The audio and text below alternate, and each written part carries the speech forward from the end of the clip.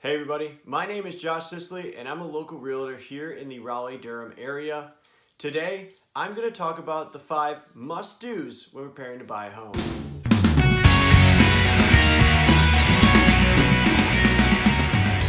Must-do number 1, maximize your credit. If you haven't had the opportunity to check your credit score lately, now is a great time to do so. I would recommend trying to find a place that offers it for free and it won't also affect your credit.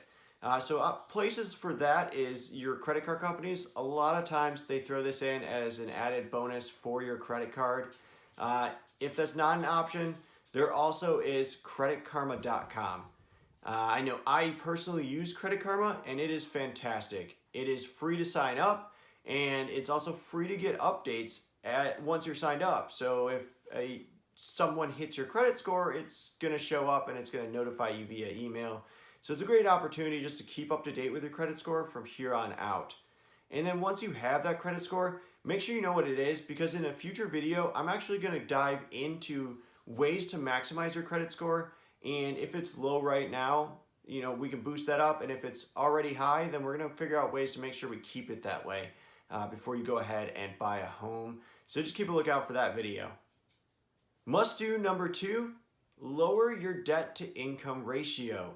Your debt to income ratio is very important because lenders will use this to judge how much you qualify for on a mortgage and whether you're a good candidate for a mortgage.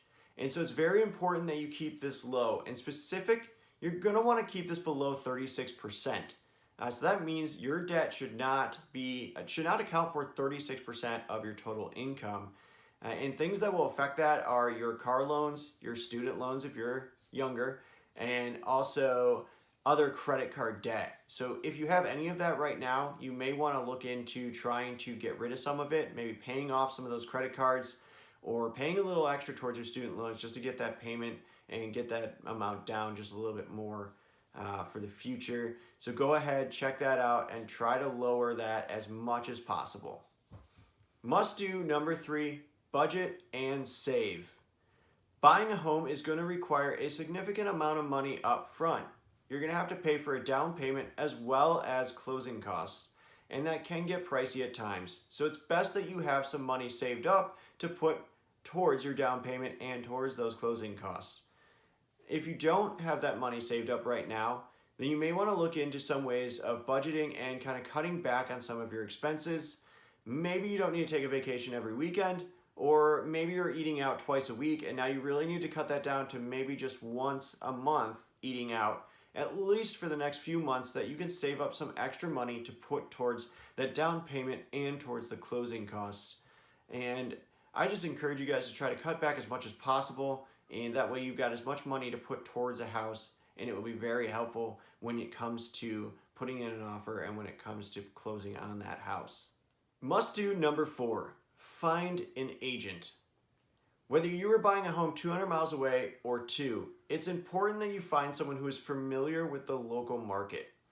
A real estate agent is also going to do the heavy lifting for you. They're going to be the ones that can actually find the right homes for you so that you don't have to do all of that work. The goal of an agent is to make your life as easy as possible when it comes to buying a home, and hopefully it's a painless experience. Now, unfortunately, not every realtor does the same great job.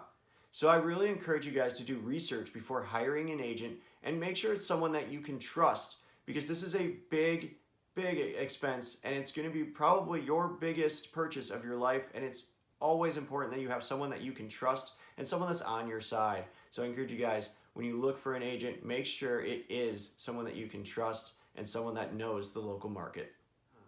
Must do number 5, get pre-approved. Without getting a pre-approval, your dream home is going to stay just that, a dream. A pre-approval is where a lender actually goes and they get all of your financial history. What this will do is it will allow the lender to be able to determine an exact amount on how much they're willing to pre-approve and to approve you for a mortgage. And obviously this is very important to do from the start, because you don't want to start looking for homes in $500,000 or more only to realize that you can afford something more around $300,000. It's going to be a letdown for you, and it's also just going to be kind of a waste of time for you. And so it's very key to go ahead, get that pre-approval right away, and that way you and your local agent know exactly what to look for and exactly what price range to look for. So I highly encourage, if you haven't done that and you're looking to buy a home, go ahead and get pre-approved now, and then that way you are able to go and start looking at homes that will match exactly your criteria. Throughout the entire home buying process, there are going to be many decisions to make and many options available to you at every single step.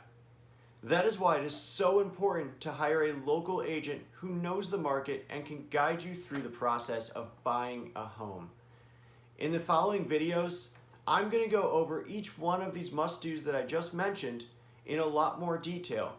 So I encourage you guys to subscribe to my YouTube channel, follow me on Instagram, or like my Facebook page to get updates on when that next video is available.